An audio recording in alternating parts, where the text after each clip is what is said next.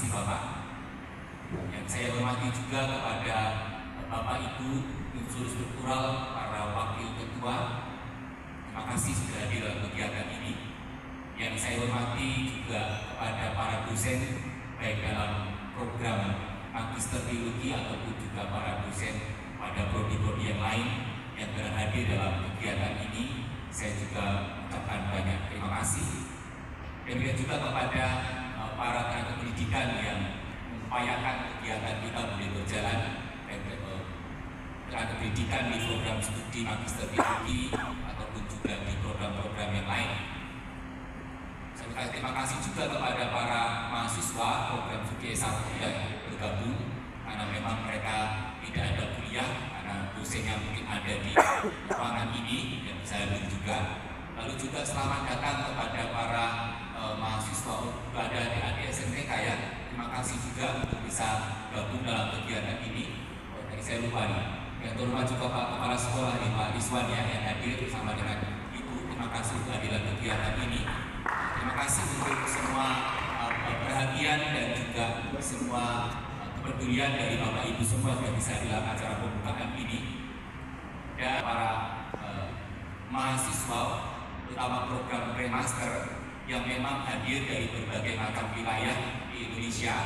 Sejauh yang saya tahu ada yang dari lembaga pendidikan tinggi teologi, lalu juga ada dari berbagai macam lembaga gereja dengan tradisi yang memang berbeda-beda, tetapi kita meyakini bahwa tadi apa yang disampaikan oleh Bapak Matius, ya Bapak Matius, bahwa memang program ini memiliki satu visi dan misi khusus, terutama adalah memperkokoh teologi reform Injili, terutama dalam konteks Indonesia.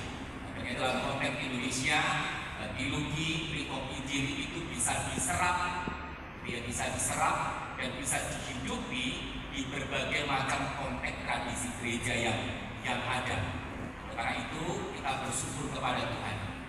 Bapak Ibu dan saudara kasih oleh Tuhan, perlu kami sampaikan terutama kepada mahasiswa program Pre-Master gitu ya, bahwa pada periode ini, periode akademik ini, kita memiliki tema besar menjadi satu acuan untuk kita menyelenggarakan pendidikan pada periode tahun ajaran ini, yaitu heavenly focus dan earthly action, yang terambil dari Kolose pasal 3 ayat 1 sampai ayat yang keempat, yaitu fokus kepada surga tetapi juga merealisasikannya itu di dunia ini.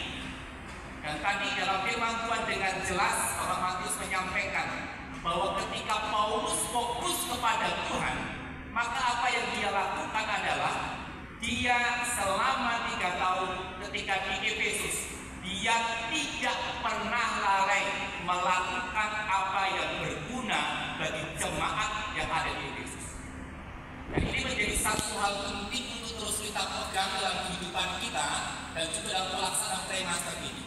Bahkan yaitu Charlie Crick yang dalam usia 31 tahun dia harus mengalami satu peristiwa, harus ditembak mati oleh satu oknum yang tidak suka dengan apa yang dia lakukan.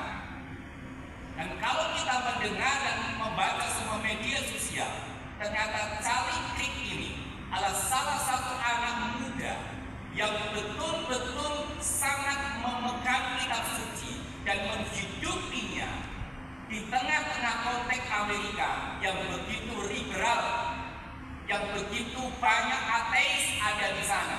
Dan ada salah satu anak muda usia 31 tahun masuk ke dunia publik, masuk ke politik, masuk ke universitas untuk menyatakan bagaimana iman Kristen berada di tengah-tengah publik pada waktu itu. Dan ternyata kegerakannya begitu luar biasa besar. Anak-anak muda banyak sekali menantang, dan banyak tokoh-tokoh terkenal di dunia terutama di Amerika memiliki respek kepada dia. Pada akhirnya Tuhan izinkan di tengah-tengah dia sedang menyatakan iman, membela iman dan menyuarakan iman, karena dia berpikir apa gunanya aku ada kalau tidak menjadi berkat seperti Paulus tadi. Maka dia menerima konsekuensi. ketika dia sedang membela iman di tengah publik, dia harus ditembak mati oleh seorang sniper yang ternyata informasi-informasi ini adalah komunitas dari transgender yang sedang dibagian kritik. Ini menjadi satu perhatian buat kita semua. Dan yang unik memang, saya juga membaca salah satu respon teman kami, gitu ya, teman saya Pak Koni yang sempat juga kuliah ke Belanda, yang memberikan satu note. Ada satu kegerakan yang sama sebenarnya antara Amerika dan Indonesia, yaitu apa? Berani menyatakan iman di publik. Walaupun resikonya di penjara, harus meninggalkan tempat lain, tetapi itulah yang dilakukan di Amerika dan juga di Indonesia yang tidak ada di kekristenan di wilayah yang lain. Australia, Eropa tidak ada, tapi hanya Amerika dan Indonesia. Masih ada orang-orang, generasi-generasi yang mau membawa imannya bukan hanya dikungkung di gereja saja, tapi membawa ke ranah publik.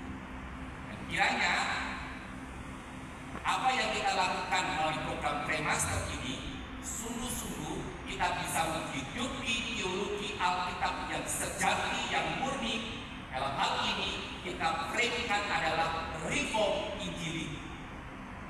Walaupun sekali lagi seperti tadi itu pasti ke depan kami akan memperbaiki, terutama dalam pemilihan lagu-lagu pujian. Betul, kita perlu punya spirit. Oke, Pentakosta Karismatik itu tetap kelompok Injili, tapi lagu-lagu kita harus lagu-lagu yang teologinya itu jelas. Berani menyatakan siapa Yesus, berani menyatakan juru selamat dengan tentu dengan gaya kontemporer, nggak masalah. Nah, di situ juga ada gereja bebas, gereja Rimo. Oke, kalau mau membawa mengajarkan kita Mazmur, silahkan, kita akan berbagi di sini. Supaya apa?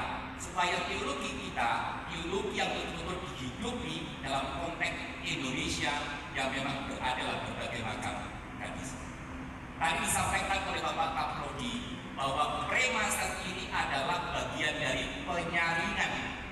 Jadi tolong diingat bahwa ini adalah bagian dari penyaringan secara akademik dan karakter di tempat ini. Maka ini menjadi tantangan bagi Bapak Ibu selama 1 tahun ini, apakah akan terus lanjut untuk bisa menjalani program Magister Teologi ini. Oleh karena itu, selamat bergabung di tempat ini, selamat untuk menyesuaikan diri. Saya tahu dalam wawancara saya sampaikan, Bapak Ibu mungkin di tempat-tempat masing-masing ada yang sudah menjadi pemimpin gereja, menjadi seorang dosen, menjadi seorang guru, sangat dihormati, sangat dilayani. Dan ketika masuk tempat ini, berarti sama-sama mahasiswa, sama-sama harus siap dilayani. Saya seringkali memberikan contoh diri saya sendiri. Ketika saya dulu mendapat program seperti ini, kumpul unsur pimpinan kepala-kepala sekolah, ketua-ketua STT, ketua atau unsur pimpinan gereja, disuruh ngepel toilet nggak mau, disuruh belajar nggak mau, disuruh masak nggak mau, karena aku sudah pemimpin di daerah, karena aku sudah kepala sekolah di daerah, karena aku sudah memimpin gereja di daerah. Tapi ketika itu saya berpikir ini pembentukan karakter. Saya tetap membersihkan toilet. Saya bisa berpikir, Tuhan, kapan ya saya bisa memiliki toilet yang kloset duduk lalu bagus seperti ini kalau di ruko gitu ya? Karena saya nggak punya. Saya lakukan itu, saya belanja ke pasar, saya masak dengan teman-teman. Yang mau, ada juga yang nggak mau. Tapi akhirnya saya sudah mendapatkan berkat Tuhan. Setelah saya lulus MD, saya diberikan berkat Tuhan studi ke Belanda. Bukan lagi harus ngepel kloset di kamar, tempat tidurnya lebih bagus lagi, kamar mandinya saya bisa tiduran kalau mandi dengan Pak Tony. Buat berikan lagi yang terbaik. Itu karena apa? Saya belajar untuk menghidupi teologi sekaligus dalam kehidupan praktis.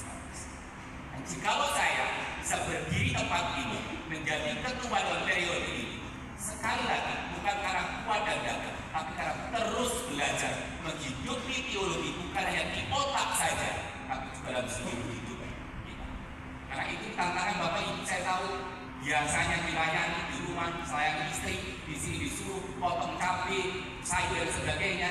Maka mari berkomunikasi dengan baik dengan adik-adik, yang junior, yang senior, supaya ada suasana yang baik. Jadikan itu juga bagian dari pembentukan. Akhirnya atas nama Yayasan Sabas, sekaligus atas nama Sekolah Tinggi Teologi ITB Al-Azhar Jakarta, saya mengundang Bapak Ibu untuk bangkit berdiri, dan kita akan membuka kegiatan program Premaster ini dengan mengandalkan kekuatan dari Allah yang tunggal.